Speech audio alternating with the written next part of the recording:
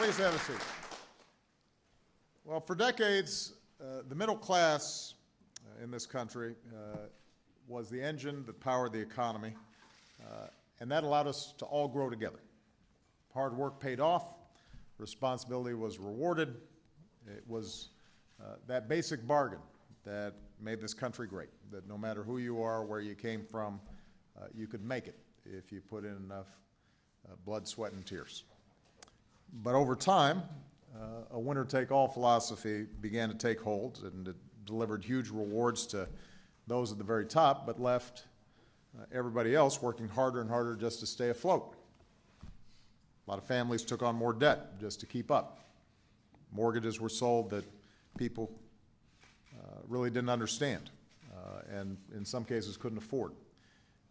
Financial sector was able to make huge bets with other people's money, and that strain of irresponsibility eventually came crashing down on all of us. Now, I ran for president to restore that basic bargain. I ran because I believe that our economy works best not from the top down, but from the middle out and from the bottom up, where you've got a rising, thriving middle class and ladders of opportunity for everybody. So 4 years ago, even as we were working on restoring the economy and dealing with the immediate crisis, we also wanted to figure out how do we set new rules for the road to make sure that a few bad apples in the financial sector couldn't break the law or cheat consumers or put the entire economy at risk. And I was fortunate, even when I was running for president, to have some friends like Elizabeth Warren, who had already done a lot of academic work on this and had a whole series of ideas about how we might start making sure that consumers were treated better and, as a consequence, take some of the risk out of the system. And because of those conversations and that work, and because of some terrific efforts by other members in Congress, we were able, for the first time in history, to get a consumer watchdog on the job, to look out for the interests of everyday Americans. And I am very proud to say that last night, Richard Cordray was finally confirmed by the United States Senate to keep serving as America's consumer watchdog and as the director of the Consumer Financial Protection Bureau. So we're very pleased about that. Good.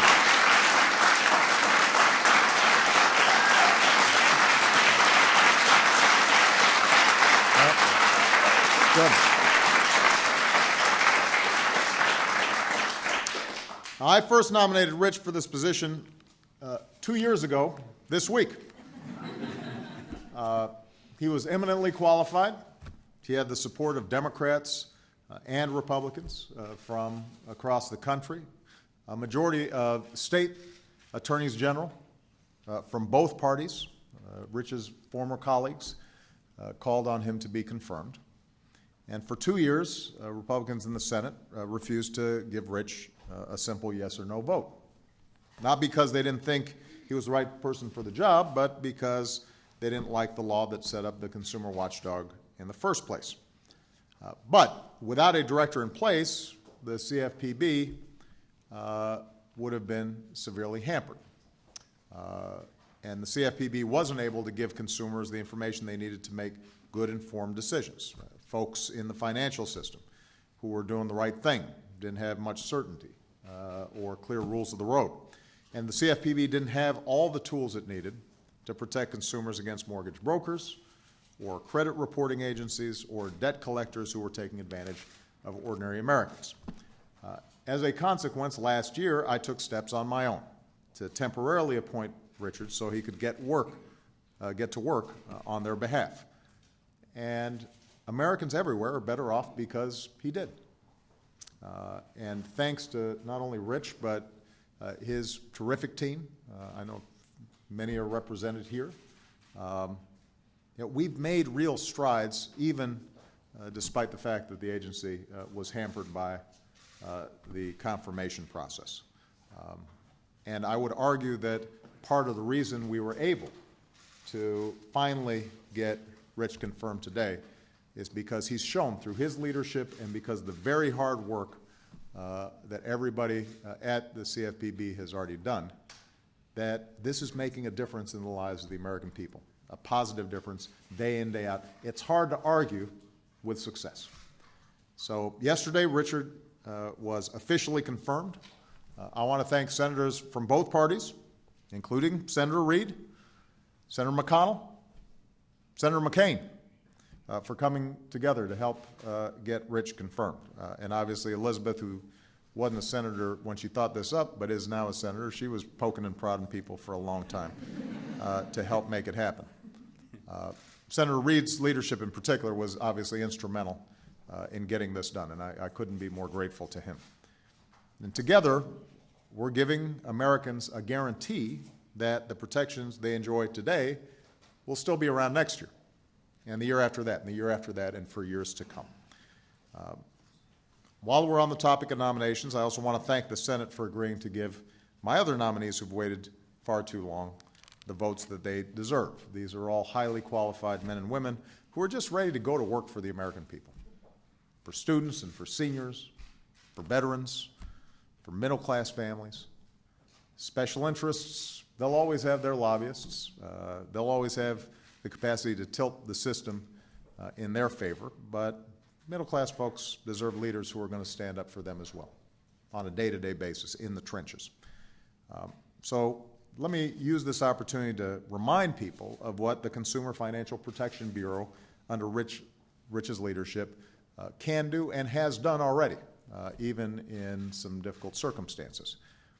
Today, if you want to take out a mortgage or a student loan or a payday loan, or you've got a credit reporting agency or debt collector who's causing you problems, maybe they're not playing by the rules, maybe they're taking advantage of you, you have somewhere to go. The CFPB has already addressed more than 175,000 complaints from all across the nation, giving people an advocate who is working with them when they're dealing with these financial institutions that may not always be thinking about consumers first. Today, as part of the CFPB's Know Before You Owe efforts, students and their parents can get a simple report with the information they need before taking out student loans. And more than 700 colleges have joined to make this information clear and transparent. It's making a difference. And by the way, if you've noticed that some credit card forms are becoming easier to understand than they used to be, that's because of the work of Rich's team and other folks across this administration have done to make sure that people understand the kinds of debts that they're taking on through their credit cards. Today, veterans have access to tools that they need to defend against dishonest lenders and mortgage brokers who try to prey on them when they come home from serving their country. Today, seniors are better protected from someone who sees their homes or their retirement savings as an easy target for get-rich-quick schemes. And thanks to the hard work of folks at the CFPB, so far 6 million Americans have gotten more than $400 million in refunds from companies that engaged in unscrupulous practices. So this is not just some abstract theoretical exercise. Families, many of them hard-pressed, have money in their pockets, maybe in some cases saved a home, or were able to send their kids to college because of the work that Rich and his team is doing right now. And that's money that oftentimes families didn't have the power to recover before. So Americans are better off because of what Rich has done as our consumer watchdog, and his outstanding team is doing each and every day. And by the way, that's just the tangible benefits that we know of, that $400 million in refunds. But part of what happens is when you've got a watchdog, people don't try as many things. And everybody starts tightening up their practices, and because they know somebody's watching. And so that has ripple effects throughout our economy. So Americans everywhere are better off because of the work that these folks have done. And now that Rich has gotten the yes or no vote he deserved, businesses and consumers have more certainty than they did before that this will continue. So we've come a long way over the last 4.5 years. Our economy is growing. Our businesses have created 7.2 million new jobs over the past 40 months.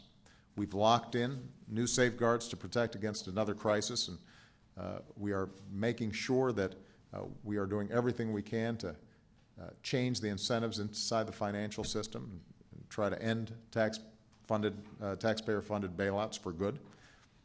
And even though more work remains, our system is fairer and it's more sound than it was when the crisis hit. Of course, we've still got a long way to go to restore that basic bargain, to restore that sense of security that too many middle-class families still are fighting to rebuild. But if we just keep letting people like Rich do their jobs, if we let all these incredible young people know that you're going to keep on going for a long time, you're building something that it will last beyond our government service and will be providing protections for generations to come. And if we keep focused on that North Star, a rising, thriving middle class, an economy where prosperity is broad-based, then I'm confident that we're ultimately going to get to where we need to go. So I want to thank everybody, and I just want to give Rich a quick chance to say something.